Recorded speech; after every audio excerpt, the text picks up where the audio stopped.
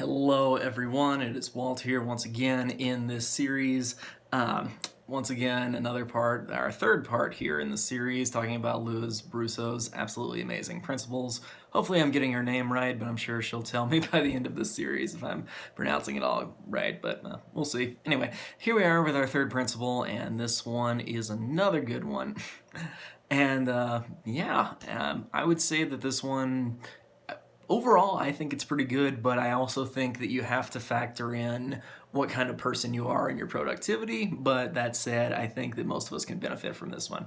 And this one is one for where she talks about waking up early. So here's the thing about being a person. I would say a lot of people don't like waking up early. Now, there are those few who are morning people who, they wake up in the morning and they're like, yeah, I'm gonna nail this day, super productive. Versus the rest of us are like, I just wanna go back to sleep. And so, some people like Carpe Diem and all that seize the day, but some people are really morning people, some people are not. But even if you're not a morning person, there are some amazing things about getting up early. Now, I will say this ironically, as I am somebody who is, still living down kind of the effects as a young adult of my teenage years and wanting to stay up late. I am still a stay up late person. Maybe that's because I'm a night owl almost kind of person. I do some of my best thinking at like midnight, and then I have to be up in 6 and some hours. So I'm one of those people who just stays up late and just works with that. That's maybe just who I am. It does not always work well, so I'm trying to scale back kind of when I go to sleep, but it really depends on your level of productivity. I'm more of a productive person in like the afternoon and the evening.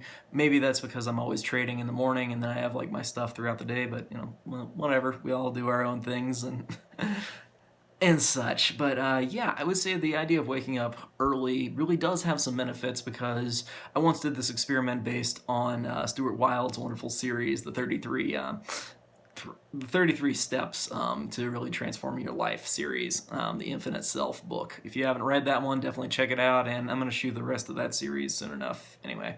But so it's some really good stuff to definitely try out when you go out in the morning, because first off, the sunrise is a magical almost event. I remember going to an acting camp where we would get up to see the sunrise and do some exercises, and as much as you don't want to get up, it can be pretty amazing to see the sunrise. There's just almost a magical quality, it feels like, to it, I might even say magical realism there, but it just feels really good to see the sunrise. And when you walk out when nobody else is around and you kind of see the beginning of the day, it gives you kind of this inspiration, this spark, that kind of feeling.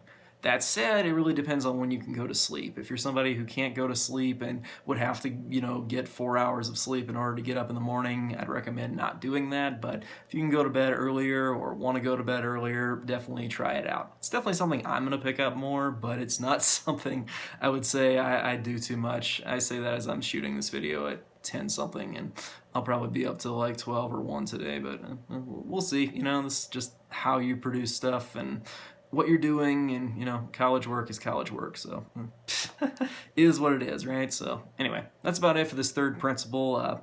Thanks again, Liz, for this wonderful series and for letting me do this kind of summary thing of it. Check out her channel if you have not already, and stay with me for the rest of these principles and check out some of my stuff, of course. So anyway, stay tuned. I'll see you next time with our fourth principle here, and yeah, see you then.